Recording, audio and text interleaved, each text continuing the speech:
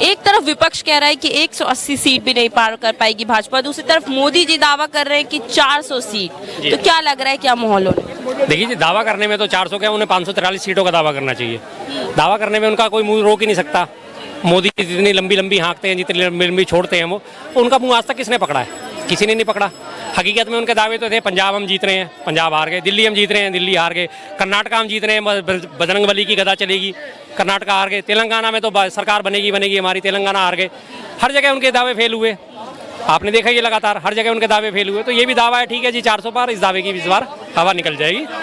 गुब्बारा फूट चुका है, उसकी हवा बस धीरे धीरे निकल रही है। फर्क ये है 4 जून तक आते आते सारे गुब्बारे की हवा निकल चुकी होगी। मोदी जी तो कह रहे हैं कि जनता कह रही है साफ साफ कि इस बार फिर से मोदी सरकार। कौन सी जनता कह रही है? जो उनकी पीछे जैसे वो थोड़े से खड़े हैं 10-12-15 लोग, ये कह रही है ना जनता। कितने लोग हैं यहाँ पे इस वक्त? कम से कम 500 लोग होंगे। उस 500 में से ये 15-20 जो खड़े हुए हैं ये कह रहे हैं कि मोदी जी, ये जनता है। 500 में से अगर 15 लोग अगर ये कह रहे हैं तो बाकी 485 तो बचे हुए हैं ना। वो तो कह रही है मोदी जी को हटाओ, नहीं चाहिए हमें मोदी जी इस बार, बहुत हुई महंगाई की मार, नहीं चाहिए मोदी सरकार। सीधी सी बात है, जिससे भी आप पूछोगे यही जवाब देगा आपको। क्या लग रहा है आपको, किसकी सरकार? तो देखो, सरकार बनना, चुनाव जीतना, ये सब अलग अलग फैक्टर है। और जिस तरह से मैं देख रहा हूँ और करंट को देख के चल रहा हूँ, सरकार के सभी संसाधन जिस तरह से सरकार ने कंट्रोल किए हुए हैं, और इनमें सबसे जरूरी और महत्वपूर्ण जो मेन स्ट्रीम मीडिया का जो पिलर है इस लोकतंत्र का, उसको जिस तरह से कंट्रोल करके और एक नई चीज ऐड कर दी है उन्होंने, जिसको आज आजाद भारत में चाटुकारिता कहते हैं।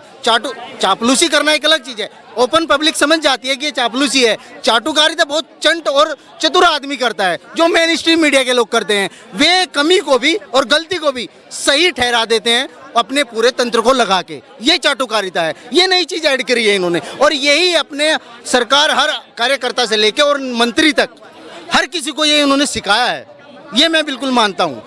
काम क्या पसंद आ रहा है? लग रहा है काम के मुद्दों पे वोट देंगे। काम के मुद्दों पे तो मैं कह रहा हूँ, भारत में जितने भी अभी चुनाव हो रहे हैं, 4 नेता ऐसे नहीं है जो खड़ा होकर ये कहते कि भाई मैंने ये काम करे हैं और मुझे वोट दे दो।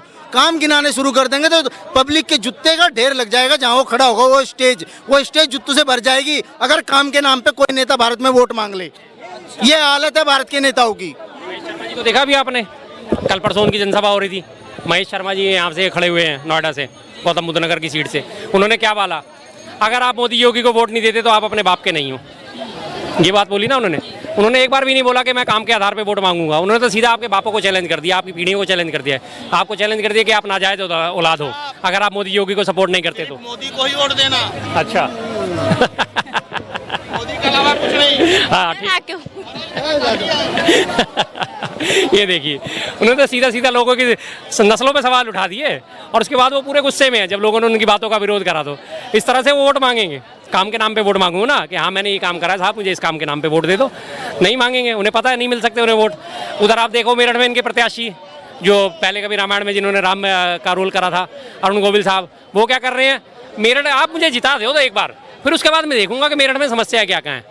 पहले मुझे जिता दो, मुझे समस्याओं का कुछ नहीं पता कि मेरठ में क्या समस्या है, ट्रैफिक जाम की समस्या है या वहाँ पे चोरी चकारी की समस्या है या कानून व्यवस्था की समस्या। ना उन्हें कुछ नहीं पता, बस मुझे जिता दो। और साथ में वो इतनी बड़ी राम जी की तस्वीर लेके साथ साथ चलते हैं। हर जगह राम के नाम पे वोट मांगे जा रहे हैं, काम के नाम पे तो वोट मांग ही नहीं सकते। राम के नाम पे भीख मांगी जाती है, वोट नहीं मांगे जाते, और ये लोग भीख मांगने का काम कर रहे हैं।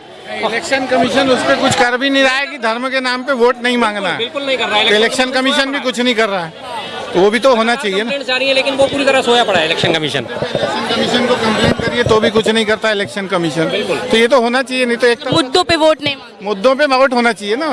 धर्म के नाम पे क्या वोट होना चाहिए? शिक्षा, पढ़ाई, स्वास्थ्य, रोजगार, इन पे होना चाहिए ना वोटिंग। तो होगा कैसे? बेरोजगारी पे होगा, महंगाई है, बेरोजगारी है, युवा कितना परेशान है। आप देख रहे हैं कितनी महंगाई, बहुत ज़्यादा चरण पे महंगाई पहुंच चुकी है। इसका कोई और धर्म के नाम पे वोट मांगा जा रहा है। अमित शाह जी शिव जी का, श्री राम जी का फोटो लेके वोट मांग रहा है, और चुनाव आयोग बिल्कुल खामोश है, बिल्कुल ही खामोश है, कोई टिप्पणी नहीं है। अभी आपके इस पे चैनल पे कुछ बोल रहे हैं, यहीं से तो पीछे से आवाजें आ जाती है।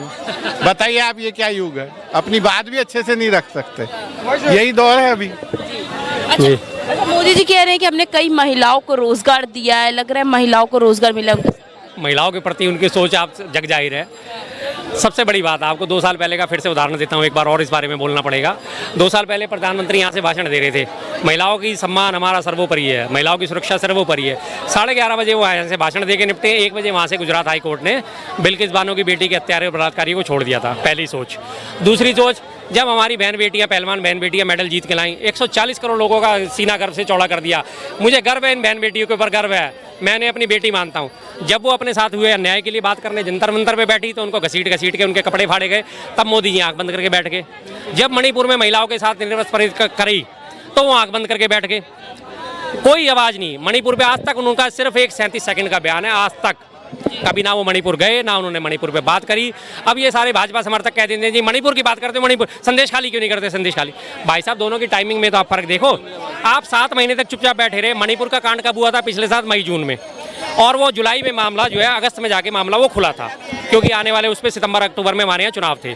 तब उसके बाद वो मामला खुला था 3 महीने बाद, क्योंकि इंटरनेट बैन था, सब कुछ था। और उसके बाद ये संदेश खाली का मसला कब हुआ? जनवरी फरवरी में। 7 महीने तक आप मुंह पे अपना सिल के बैठे रहे कि आपको काउंटर करने के लिए कि कोई ऐसी वारदात मिल जाए जिसमें आप काउंटर कर सको। जब आपको वारदात मिल गई तब आप उस पर शोर मचाना शुरू कर दिए। उससे पहले आपने कहीं कोई बात नहीं करी। सारे के सारे हत्यारे बलात्कारी आपकी पार्टी में शामिल हुए पड़े, उन पर आपकी आवाज़ नहीं निकलती। कहाँ से महिलाओं का सशक्तिकरण कर रहे हैं वो? किस तरह से महिलाओं का सशक्तिकरण कर रहे हैं वो?